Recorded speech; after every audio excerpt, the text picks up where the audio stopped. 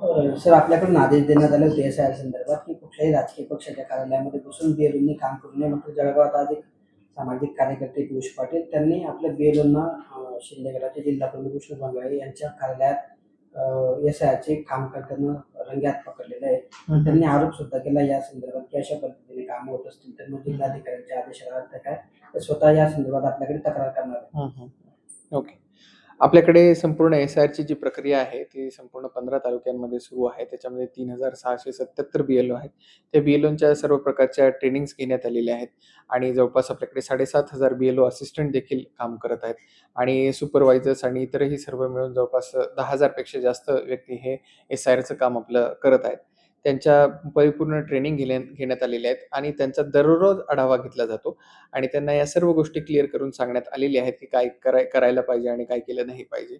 तर परवाच्या दिवशीच आपण महानगरपालिकेमध्ये देखील बैठक घेतली आणि तेथील सर्व पदाधिकारी असतील, महापौर मॅडम असतील, उपमहापौर, स्थायी समिती सभापती आणि इतरही सर्व जे नगरसेवक होते, त्या सर्वांनाही सांगण्यात आलं की BLOंची कुठल्याही प्रकारची बैठक त्यांनी घ्यायची नाही. BLOंचा आढावा कुठल्याही प्रकारचा त्यांना घेता येणार नाही.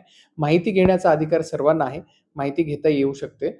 परंतु कुठल्याही प्रकारचा आढावा किंवा बैठक किंवा तिथे त्या प्रिमाइसेसचा वापर करून कुठलंही काम हे झालेलं नसलं पाहिजे. शासकीय प्रिमाइसेसमध्येच हे सर्व काम केलं पाहिजे, अशा सूचना सर्वांना देण्यात आलेल्या आहेत. ही आपण जी तक्रार म्हणताय त्या तक्रारीची माहिती मला जस्ट आता आपल्याकडूनच मिळालेली आहे आणि त्याप्रकारे जी त्याच्यामध्ये शहानिशा आहे, ती शहानिशा करून उचित कारवाई त्यांच्यावरती देखील केली जाईल आणि इथून पुढे असा कुठलाही प्रकार घडणार नाही यासाठी देखील मी परत एकदा बैठक घेऊन इव्हन राजकीय पक्षांची बैठक पण आम्ही 4 बैठका राजकीय पक्षांच्या देखील या स्तरावरती घेतलेल्या आहेत आणि प्रत्येक तालुक्यामध्ये राजकीय पक्षांच्या बैठका ह्या दर आठवड्याला घेण्याच्या सूचना दिलेल्या आहेत. आपल्या इथे दर मंगळवारी संध्याकाळी 5 वाजता राजकीय पक्षांची बैठक आपण घेत असतो. त्यामध्ये देखील या सूचना आम्ही देऊ आणि संपूर्ण आपल्याला यंत्रणेला देखील ह्या सगळ्या सूचना परत एकदा देण्यात येतील आणि अशा प्रकारचे कुठलेही जर गोष्टी होताना आढळून येत असतील तर त्याच्यावरती कठोर कारवाई करण्यात येईल.